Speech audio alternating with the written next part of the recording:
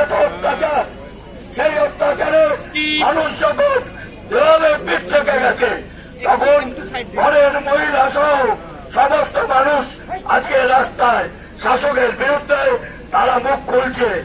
অনুরূপভাবে গোটা পশ্চিমবঙ্গ তথা ভারতবর্ষের মানুষ আজকে সাম্প্রদায়িক বিভাজন, আজকে জাতপাতের রাজনীতি, আজকে ভাতের না জাতের লড়াই, এটাকে সামনে রেখে মানুষের মধ্যে যে বিভাজনের প্রক্রিয়া শুরু করেছে তাকেও পরাস্ত করার জন্য ভারতবর্ষের অসাম্প্রদায়িক শক্তি, ধর্মনিরপেক্ষ শক্তি তারা ঐক্যবদ্ধভাবে সংগ্রামে অবতীর্ণ হয়েছে।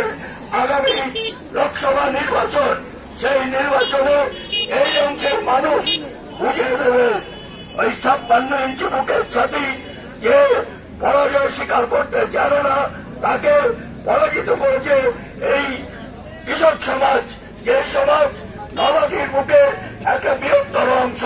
সেই সমাজকে সঙ্গে দিয়ে এখানে যে পাথর খাদান আছে সেখানে শ্রমিকরা তারা আজকে বঞ্চনার শিকার। তাদের সুস্বাস্থ্যের যে ব্যবস্থা বিগত রাজ্য সরকার করেছিল সেই ব্যবস্থাকে আজকে খান খান করে দেওয়া হয়েছে।